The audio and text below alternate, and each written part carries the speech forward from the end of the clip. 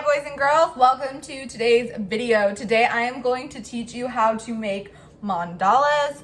If you are in my classroom, you know that I love mandalas. I always have coloring page mandalas in the back of my classroom, and I have a few spread throughout my room as some decorations I've made. So what you're gonna need is about 3 or 4 different things that you can trace for a circle. I have the top of a coffee cup, a small plate, and then a bigger plate, but anything that you have at home works. And you're gonna need some sort of writing utensil and a ruler or some sort of straight edge.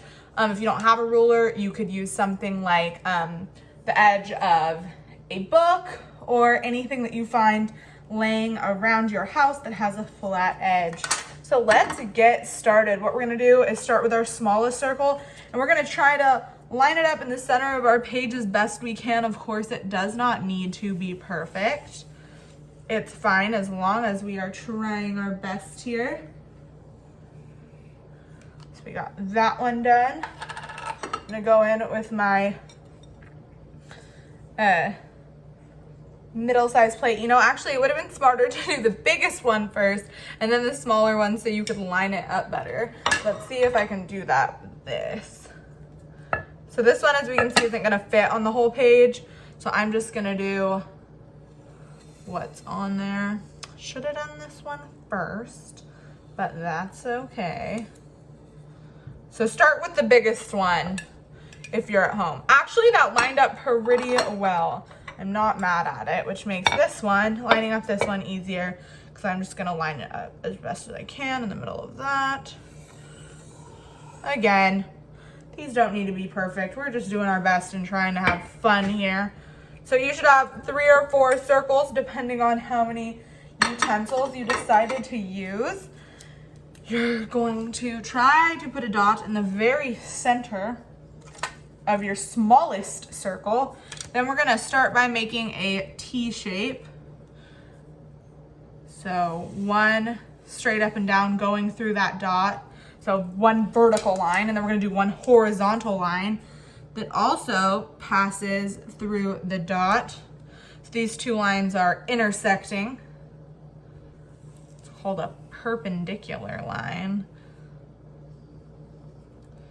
Okay, and now going through that same dot we made, we're gonna do the same thing, but we're gonna do the corners. Now we're gonna go from corner to corner, but I'm just gonna line it up with the center because my ruler's not long enough to go the entire distance. So I'm gonna do this half first. I'm gonna do the second half. Lining it up with that center dot in the corner. And I'm gonna do the exact same thing on the other side. So when I'm finished with this, it will be divided into 8 equal parts. Getting a little bit of math in here. And then we're ready to create our mandala. So this is kind of our little template.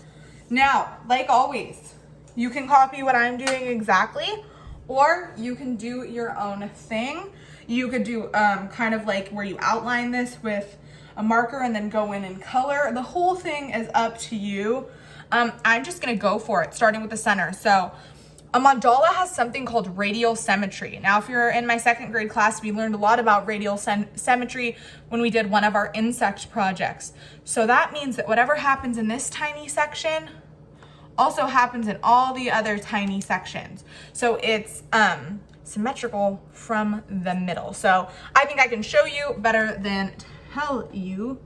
So if I do a little petal like this in the middle, kind of like a little flower, then I'm gonna do that in every single one of my sections, trying to make it look as identical as possible.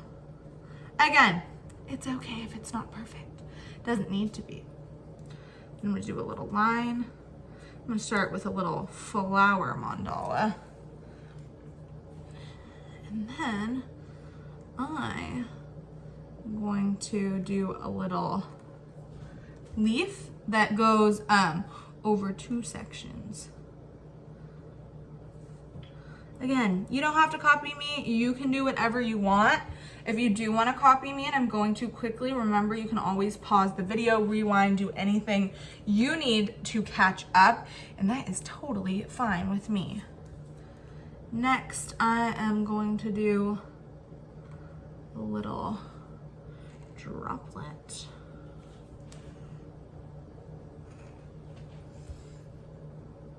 If you want to find a mandala maybe online that you really like, that inspires you, you could also try your best to recreate it using this technique. Now at this point, I'm just having fun. I'm just adding different things. I didn't really have a plan. I just wanted to create.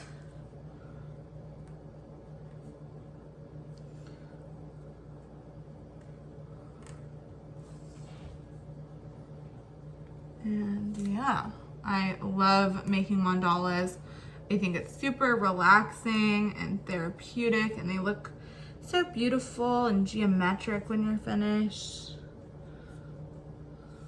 I think it's super cool. Love that so far. How fun. Okay, so now we're going on to the next section, and I have to think about what I want to create. But at this point, I feel like you guys kind of get the gist of how to create these. As you can see, my sectioning isn't perfectly even, which is fine. Doesn't need to be perfect. This is just for us to have fun, to use as a creative outlet. But yeah, I think at this point you guys can kind of get the hang of it to do your own designs, or feel free to copy mine. But yes, I don't think I've done some, like I said, we did a radial symmetry project, but we've never created mandalas in my classroom, which now that I'm thinking about it is something I think we should definitely do once we're all back together, because my goodness, I think it is very fun. And like I said, it connects a lot to math vocabulary, which is cool as well. I love it when there is mathematics in our art.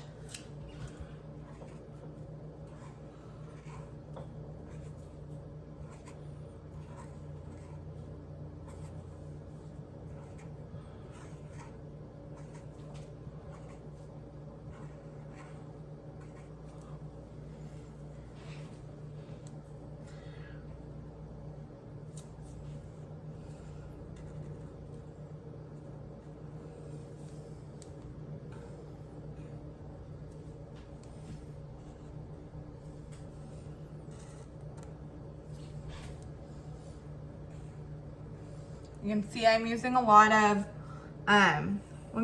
geometric shapes, but I'm also doing some organic shapes. Now, a refresher on our art vocab. Geometric shape is a shape that we know the name of. We're familiar with how we would calculate the size of it. So that's our triangles, our circles, our stars, diamonds, things of that nature. Things we can really easily identify. Now, our organic shapes would be things like these little leafy shapes. Those are a little more abstract. They don't really have a name for them. So I'm filling it with a lot of geometric, but also some organic. Oh, I like the way that section looks. You could always go in and add more details. Color in some different areas. Like I said, if you do it with black and white, I think it'd be really fun then to use it as a coloring page and go in and color it in. I think the more detail you add to it, the more intricate it looks and the more aesthetically pleasing it becomes, because I think detailed, intricate mandalas are so beautiful to look at. Wonderful. Okay, I think we're ready to move on to the next section.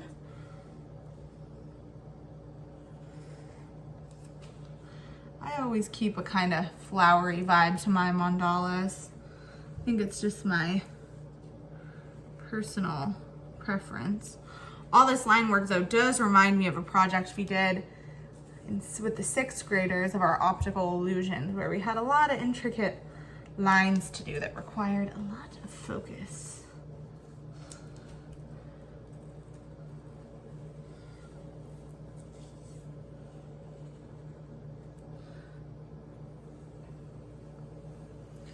Yeah, having these perfect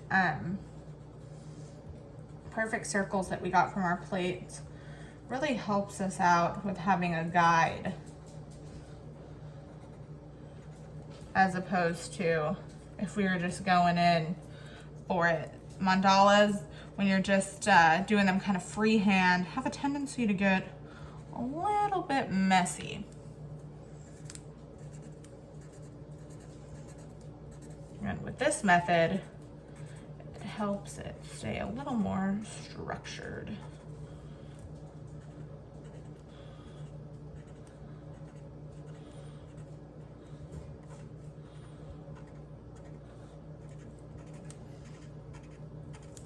So I think I'm gonna stop my mandala right there.